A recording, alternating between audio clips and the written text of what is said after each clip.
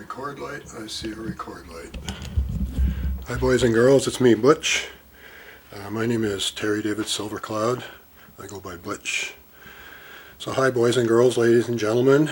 This is totally unrehearsed. Today is, I can't remember, I think about the 23rd of January. I live in Vancouver. I'm 72 years old. I'm an artist in my old age. I paint. And when I was working, which was a long time ago, I did photography, fashion, commercial, magazine stuff. So today, this is totally unrehearsed. I guess I shouldn't backlight you there. Today, this is totally unrehearsed. And I want to take a couple of minutes to explain why I'm an atheist and why I think the idea of God is a myth. Now, there's lots of people like Richard Dawkins and,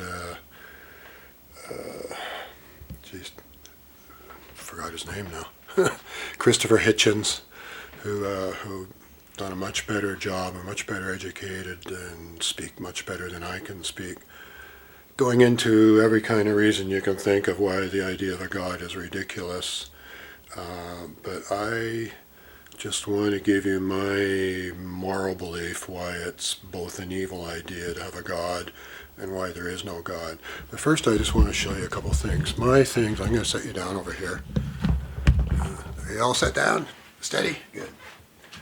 Now, my passion is theoretical physics, in particular particle physics. So I'm a physicist at heart. That's what I was going to be, but life got in the way and I became an artist.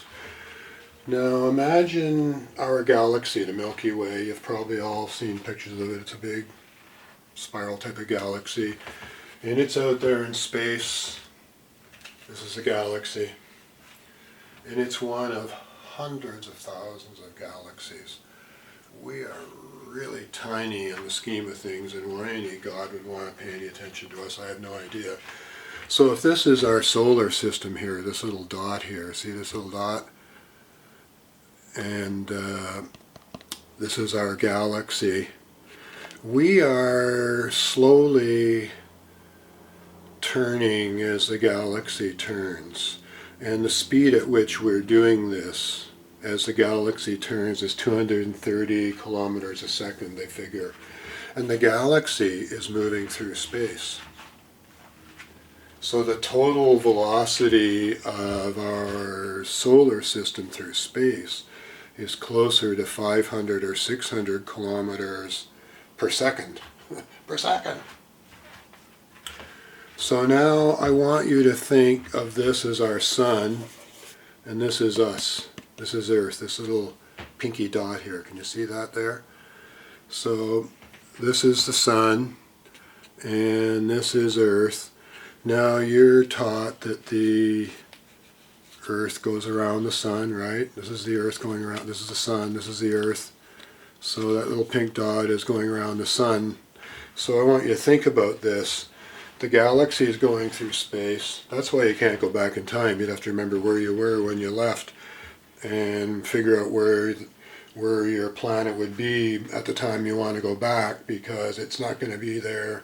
It's not going to be where it was when you left, because everything's always on the move. So here's Earth, this is the sun. Now, we aren't just sitting in space nice and quiet like this. This is what I was just getting at, talking about that with the Earth going around. We're not just this island sitting out in space here. This whole shebang is going through space really fast. In fact, if this is the sun and this is the Earth, in 1 year, from the time it takes Earth to go all the way around the sun and get back to here, the entire solar system will have gone 7 billion kilometers through space.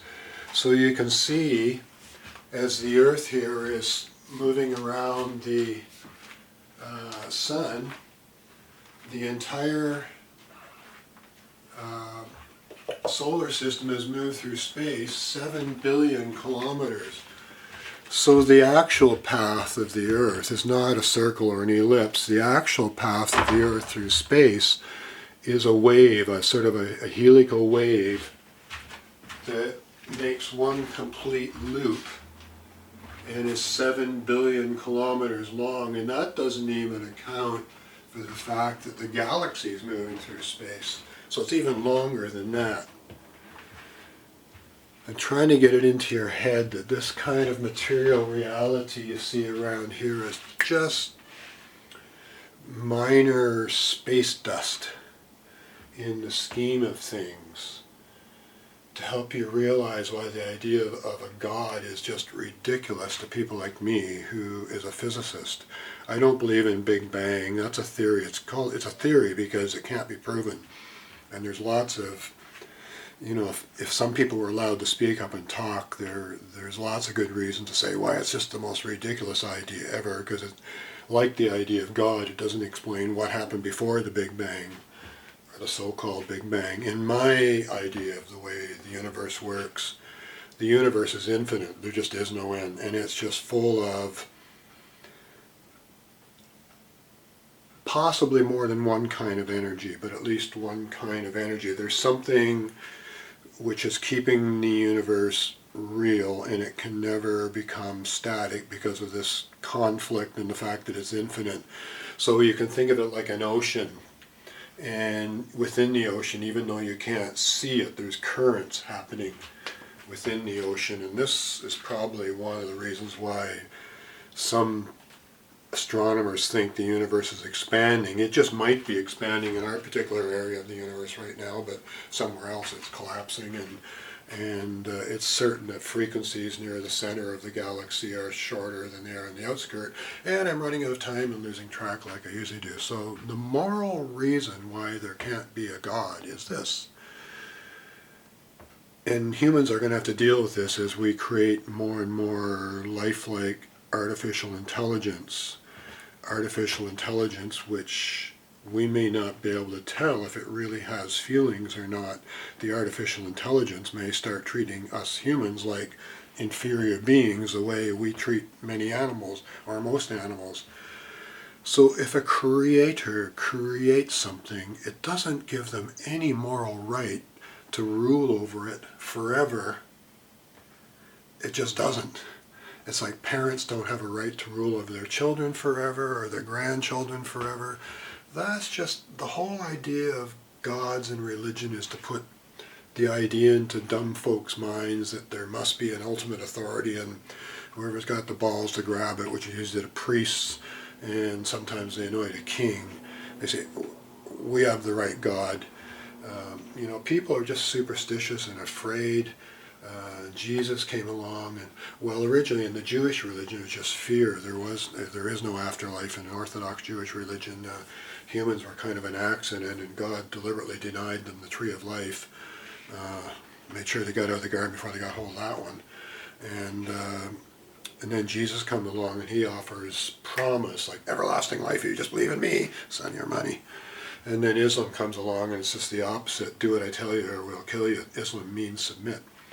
So the moral reason there can't be a God is that a creator may create something, like I create paintings, and in our society we may all agree that I own it because I paid for the materials and created it until I sell it. But if I created this painting and it had its own feelings, then I would have to at some time realize that I don't have the right to rule over this thing for any length of time, really. It's like a debate we should be having about animals right now, like what are our moral obligations to the other life forms on the planet.